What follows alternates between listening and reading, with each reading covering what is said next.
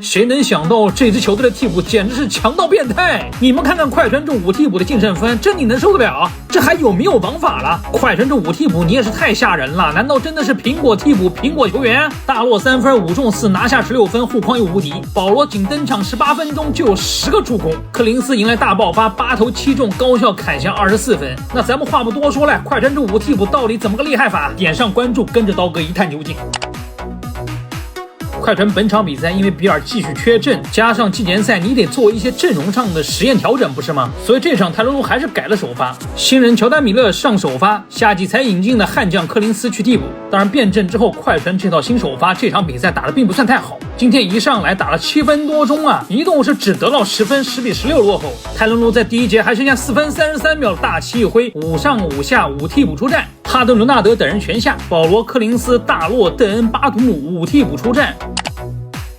在这套阵容中，柯林斯去搭档大洛，他实际上承接了中锋掩护顺下攻框的重责，柯林斯才是场上真正的跟保罗打挡拆的人。柯林斯还是有跑跳能力啊，有原始天赋，有终结能力，有下顺的爆发力。我们看5替补上场之后，第一攻就打成了柯林斯的掩护顺下带走防守人，大洛原本在底角拉开空间，但柯林斯快速的下顺就是吸引了小萨的协防，那么大洛趁此机会向上移动，获得了一个半空位3分的机会，他也是接保罗精确的出球之后命中这颗3分。你看有人打挡拆精确传球，有人提供下顺攻框的威胁力，有人拉开空间并能够做出3分回应，这是我们期待中的柯林斯、大洛和保罗作用。当然保罗和大洛挡拆也可以，大洛虽然顺下的爆发力不行，但他就胜在这一手外弹的接应3分啊，这一手掩护外拆的接球3分也是让尤班克斯这样的沉退中锋束手无策。咱们大洛这几场比赛3分投的是非常之疯狂，有些球根本就不像上一回合一样还掩护外弹呢，有些球就直接扔，管你是小萨还是约基奇呢，都当是广州龙狮这样的 CBA 球员处理，拿球就有拽，拽了就有狂霸酷拽屌。最近3场比赛大洛的场均上场时间不过是17分钟，场均更短的出场时间，更少的体能消耗，这完完全全成就了单位时间攻防强度更大的大洛。3场下来防守端就是巨灵神般的存在，进攻端3分一共是15中8，超过50%的3分命中率，这你受得了？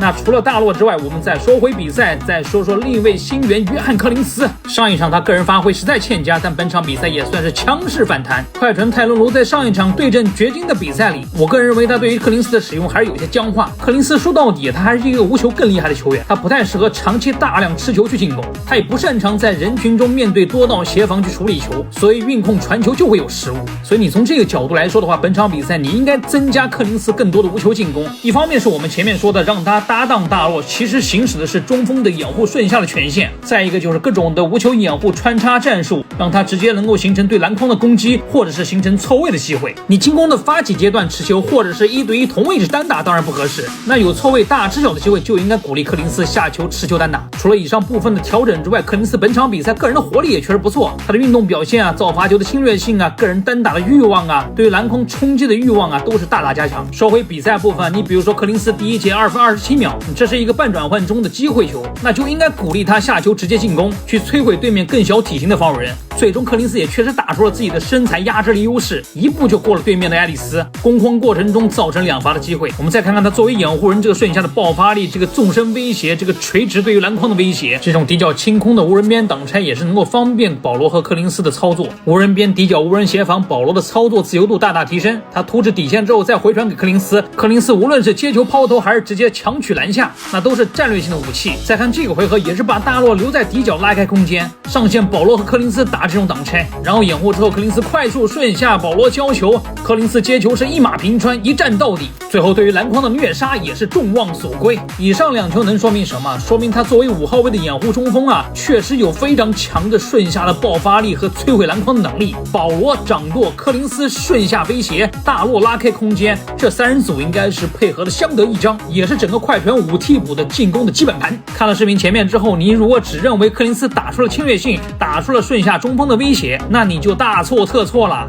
我们再看看卢指导和快船为柯林斯设计的这些无球战术，保罗弧顶持球，巴图姆、大洛两翼拉开空间，然后安排底线的柯林斯给邓恩做这种横掩护，无球掩护的瞬间再去接球进攻啊，这等于是给邓恩的无球掩护是假，但内线接球强攻是真。就本场比赛而言，拉开空间让柯林斯在底线作业不是1球2球，保罗、柯林斯、大洛3人组里，大洛做5号位掩护人时，那柯林斯就要在掩护挡拆进攻中抓住一些底线空切的机会完成一些无球走位的袭框。毕竟日后如果和祖巴茨搭档，他拿不到太多的掩护中锋的戏份，他就要学会更多的底线空切游弋。而柯林斯的运动能力、活力，加上哈登、保罗的传球，就能够打成这样的挡拆之后的空配连线。此外，柯林斯本场比赛还投进了2颗底角3分。柯林斯的底角3分一直把握度还不错，他也必须要去把握这些底角3分，因为快船的进攻好手实在太多。柯林斯当然是有一些要蹲底角拉开空间的定点进攻回合，而最好的定点进攻就是直接接球把3分投进去，这样他才能够更好的兼容祖巴茨、伦纳德、哈登和比尔。总之这场比赛他自己有改变，有侵略性，搭档大洛之后也给了他更多的掩护权重，泰伦卢还为他设计了更多的无球掩护战术，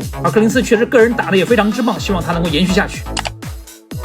咱炮哥这场比赛也太厉害了吧，确实是眉目清秀啊，10次助攻1次失误。圣保罗啊，名不虚传，他对于比赛理解，对于挡拆的理解，对于出球的理解，传球的精准度，带动队友的能力实在太强了。你们看这一次掩护之后，这个跳起的单手抛传，他到底是传给顺下空切的柯林斯，还是传给远端底角的大洛呢？其实都可以，只要是手法上稍微改变，这2个都是非常好的选择。也就是在出球中啊，让你跟他猜拳。柯林斯在底线和队友的无球掩护中抢到一个非常好的位置，那就在这一个瞬间，保罗立马跳传啊，是一个直传球，手术刀般的传球，直接是打穿对面的防守，直塞到篮下。无人边挡拆沿底线一直突破，一直突破，一直突破，就要牵引对手的中锋过来，然后在一个非常极限的位置，在2名球员的封锁之中啊，一个蜻蜓点水般的基地传球，传给顺下接应的柯林斯，从对手2名球员的手指间穿过，纵向丝滑。保罗这一次和大洛挡拆之后呢，小萨选择上来延误，保罗知道后线一定是2打1呀。这个时候他观察到了柯林斯的底线动向之后，就立即双手合球去推传了。这种传球的发力方式有点像是3-8式的投篮，最后这个传球是以美妙的弧线去落到柯林斯的头上，把球灌进去。圣保罗，你们闹麻了！苹果球员，苹果传球，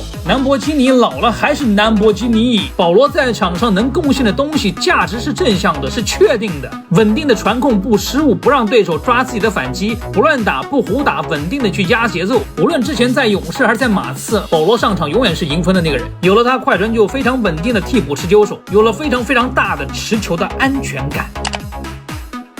大家今天对快船的关注重点可能是在一些具体球员身上，比如说柯林斯，比如说大洛，比如说保罗，但说实话，他们这5替补最厉害的还是防守啊，太变态了。进攻端有些东西你是不好延续的，比如说大洛的投射呀，比如说柯林斯这场比赛的底角3分的延续啊，但防守这东西我敢说啊，快船这5替补太变态。我们一个个说啊，大洛巨大的身形优势，填充油漆区，宽厚的身形带来的安全感，无与伦比的护框威慑力，稳定的1对1低位顶防的贡献，篮下小圈周边巨大的防守面积，是快船队天然的屏障。尼古拉斯巴图姆身高标准，臂展齐长，具备全面防守能力的老将锋线，能够领防对面的后卫，能直面对方的锋线持球手，敢于换防高大的内线球员，还具备相当好的协防感觉，相当棒的护框表现。克里斯登恩是无所不能的后卫防守人，全面稳健冷峻，他的1线单防领防加上2、3线的协防均是后卫里最拔尖的存在，几乎可以领防一切外围持球手，可以对付绝大多数的前锋。这一场邓恩的协防是无处不在，4面出击，每一次对手的传球路线上都有他的身影。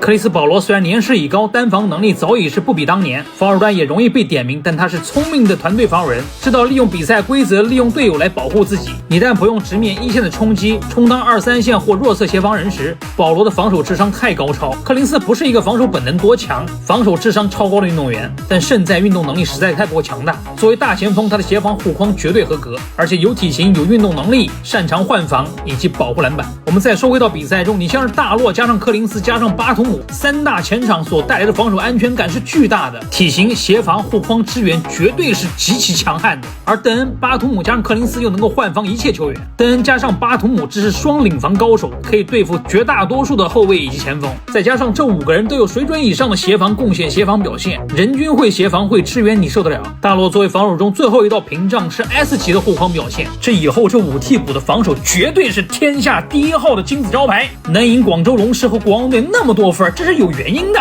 这支球队兵多将广，5替补是有料的，在西部没有对手敢说一定能赢快船。最后长视频制作不易，感谢大家3连支持，我们下期再见。